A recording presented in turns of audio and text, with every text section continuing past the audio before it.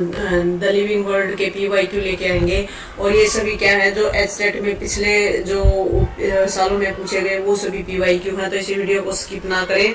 और ये free of cost है, हम हर चैप्टर के आपको PYQ प्रोवाइड कराएंगे और उनकी रिवीजन क्लासेस हमारे चैनल पर अवेलेबल हैं जो हमने कल से स्टार्ट की हैं उनकी मैराथन। तो आप हमारे चैनल के साथ जुड़े रहे, हमारे वीडियो को लाइक करें, शेयर करें, सब्सक्राइब करें ताकि आपकी जो तैयारी है उसमें कोई भी कमी ना रहे। तो चलिए आज की क्लास स्टार्ट करते हैं। आज का जो पहला क्वेश्चन है जो पूछा गया था एचटेट 2023 में sorry, which of the following taxonomic term may be substituted for any of other, यानी कि वो कौन सी टैक्सोनॉमिक टर्म है जिसको हम किसी दूसरे के साथ रिप्लेस कर सकते हैं, वो है टैक्सोन।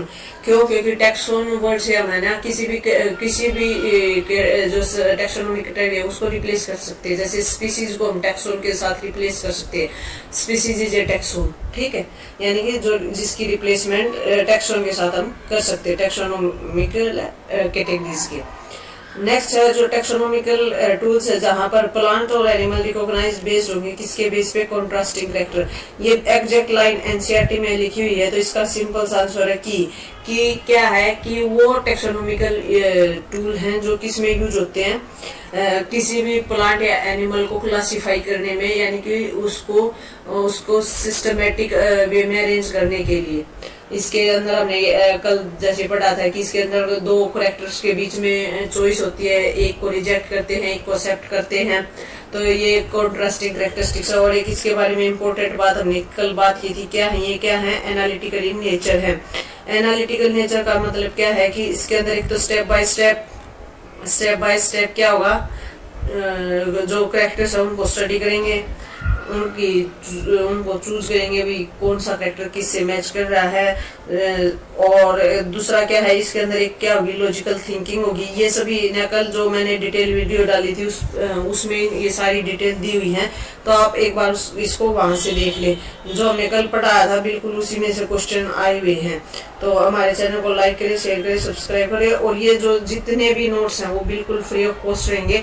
हाँ, मैं नोट्स नहीं बना के देती क्योंकि इसे क्या है कि बच्चे ने लिखने में कंजूसी करते हैं और उन्हीं का नुकसान होता है। अब हम बात करते हैं इनकरेक्ट स्टेटमेंट चूज करना है बाइनोमियल नोमेनक्लेचर में। हर एक ऑर्गेनिज्म जो बिलोंग करेगा जीनस का, उसका एक स्पेसिफिक नेम होगा। बिल्कुल राइट बात है ये, क्योंकि कल हमने बात की थी कि जो जीनस होता है वो क्या होगा, स्पेसिफिक होगा अपने नाम में। और सेम स्पेसिफिक नेम है वो किसी दूसरे ऑर्गेनिज्म जो डिफरेंट जेनरा का उसको भी दिया जा सकता है। यानी कि स्पीसीज है वो दो अलग अलग जेनरा है, यानी दो अलग जीनस है, दो अलग अलग जीनस है, उनकी जो स्पीसीज है उनको सेम नेम दे सकते हैं। जैसे इसमें मैंने एग्जांपल भी रखा है मैग्नीफेरा इंडिका और एजाडाइरेक्टा इंडिका, यानी कि मैंगो और नीम।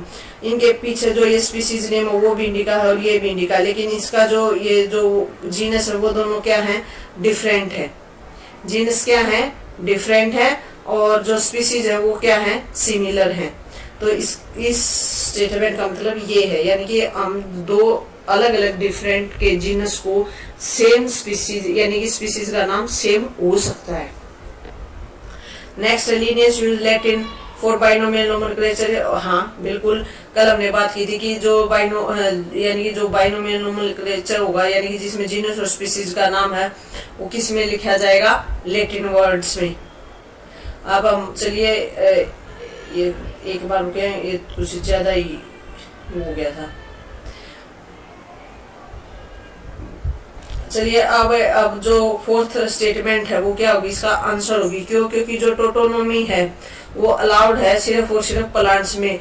जो हमने कल जो डिस्कस किया था उसमें ना जो सबसे लास्ट का जो पेज है, यानी जो सबसे लास्ट की स्लाइड है, उसमें मैंने इस चीज को एक्सप्लेन किया था कि वो क्या है कि प्लांट्स में अवेलेबल नहीं होती, प्लांट्स में नहीं होगी, सिर्फ और सिर्फ एनिमल्स यानी कि जूलॉजी में होगी, बॉटनी में अलाउड नहीं होती, नॉट अलाउड इन बॉटनी।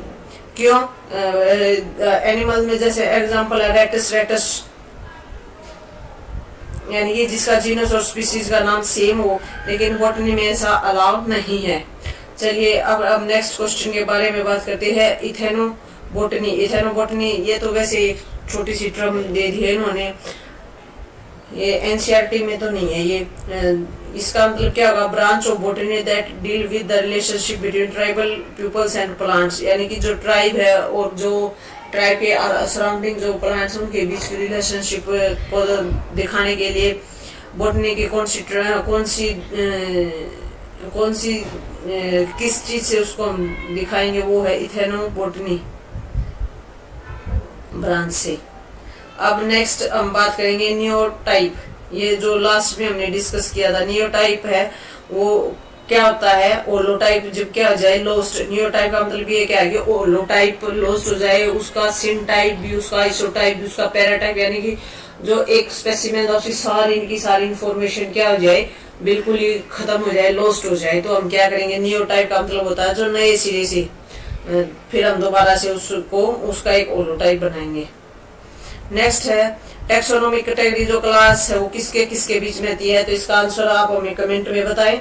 हमारे चैनल को लाइक करें, शेयर करें और सब्सक्राइब करें, और आने वाली वीडियो में आपके लिए हर एक चैप्टर होगा, यानी कि जो बायोलॉजी है वो हमने पहले चैप्टर से स्टार्ट किया, क्योंकि कोई भी एग्जाम है उसके लिए हम किसी भी चैप्टर को स्किप नहीं कर सकते हैं। क्या पता अब तक क्वेश्चन आए, लेकिन अब आ सकते हैं। मैं ये नहीं कह रही कि आप सेल बायो को या मूल बायो को छोड़ के सारा फोकस इस पे नहीं, लेकिन आप 1 घंटे की वीडियो हमारे आप उसको देख सकते हैं, उससे आपका क्या होगा, जल्दी से रिविजन हो जाएगा। तो हमारे चैनल के साथ जुड़े रहें। आपको डेली PYQ की सीरीज और रिवीजन के लिए मैराथन क्लासेस आपको मिलती रहेंगी। हमारे चैनल को लाइक करें, शेयर करें और सब्सक्राइब करें। Thank you.